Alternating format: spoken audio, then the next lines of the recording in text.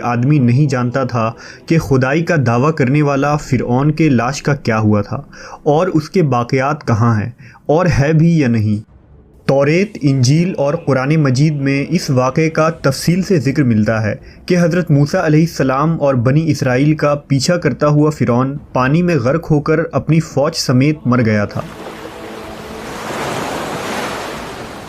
جبکہ حضرت موسیٰ علیہ السلام اور بنی اسرائیل اللہ کے حکم سے سمندر کے بیچ بننے والے راستے سے گزر گئے تھے۔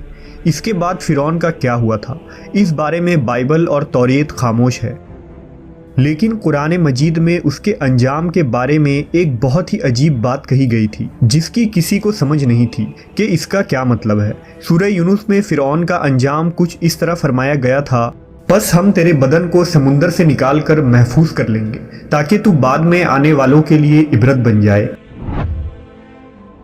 یہ واقعہ آج سے 3500 سال پہلے پیش آیا تھا۔ دراصل فرعون کے سمندر میں ڈوب کر مرنے کے بعد سمندر نے اس کے جسم کو اللہ کے حکم سے باہر پھینک دیا تھا، جبکہ باقی لشکر کا کوئی نام و نشان نہ ملا۔ مصریوں میں سے کسی شخص نے ساحل پر پڑی اس کی لاش کو پہچان کر اہل دربار کو بتایا۔ فرعون کی لاش کو محل پہنچایا گیا۔ درباریوں نے مسالے لگا کر اسے پورے شان اور احترام کے ساتھ تابوت میں رکھ کر محفوظ کر دیا۔ ممی بنانے کے اس عمل کے دوران ان سے ایک غلطی ہو گئی تھی۔ فرعون چونکہ سمندر میں ڈوب کر مرا تھا اور مرنے کے بعد کچھ عرصہ پانی میں رہنے کی وجہ سے اس کے بدن پر سمندری نمک کی ایک تہ جم گئی تھی۔ مصریوں نے اس کی لاش پر اس تہ کو اسی طرح رہنے دی اور اسے ہنوت کر دیا۔ وقت گزرتا رہا، زمین و آسمان نے بہت سے انقلاب دیکھے جن کی گرد کے نیچے سب کچھ دب گیا، یہاں تک کہ فرعون کی ہنوت شدہ لاش بھی زمین کے تہہ میں چھپ گئی۔ فرعونیوں کے نام صرف کتابوں، ان کی تعمیرات اور لوگوں کے ذہن میں رہ گئے۔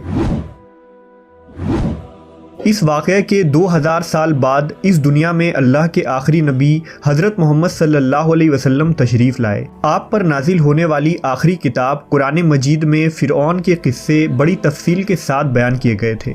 اسی سلسلے میں اس فرعون کے جسم محفوظ کرنے کے متعلق آیات بھی نازل ہوئی تھی، جس کی سچائی پر اہل ایمان کا پختہ یقین تو تھا، لیکن وہ سمجھنے سے قاصر تھے کہ اس خدائی کے دعویٰ کرنے والے کی لاش کہاں محفوظ کی گئی اور اسے کیسے عبرت کا نشان بنایا جائے گا۔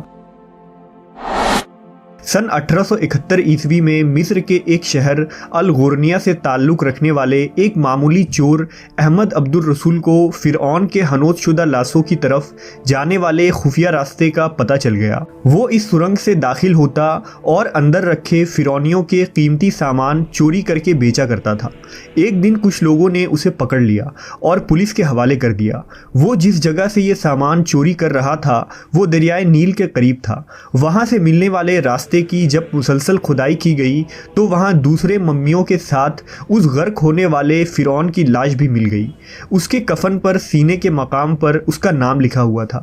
ان ممیوں کو ماہرین قاہرہ لے گئے۔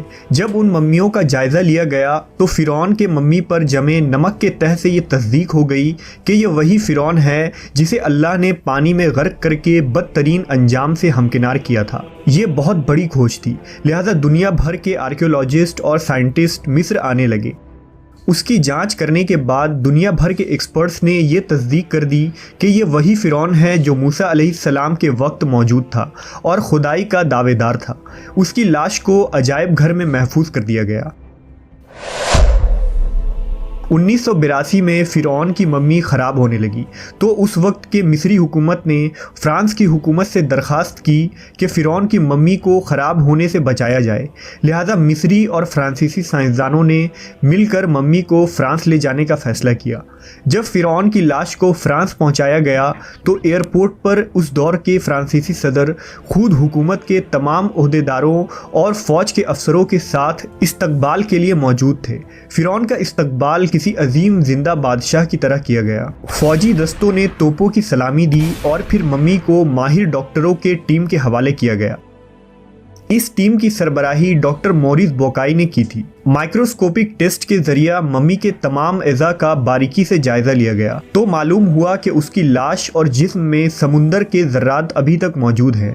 ڈاکٹر موریس نے اس ممی کے بارے میں مزید جاننے کی کوشش کی تو انہیں معلوم ہوا کہ اس ممی کے متعلق مسلمانوں کے نبی حضرت محمد پر اتری کتاب قرآن میں تفصیل سے واقع درج ہے۔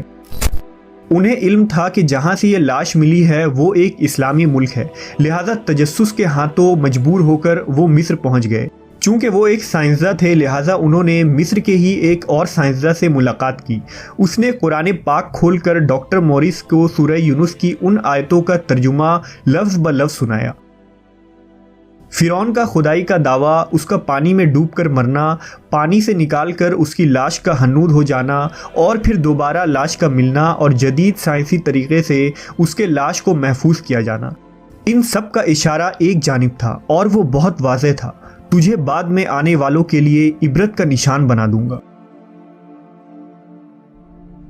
فرعون کی لاش محفوظ کر کے ایسے دنیا کے سامنے لا کر رکھ دی گئی کہ انٹرنیٹ کے ایک کلک پر رسائل اور چینلز پر اور میوزیمز میں اربوں انسانوں کی آنکھوں کے سامنے یہ بدترین اور قابل ترس حالت میں موجود ہے، عبرت کے لیے، سوچنے کے لیے کہ عبادت کے لائق اور ہمیشہ رہنے والا وہی رب ہے جو سب کا خالق اور رازق ہے۔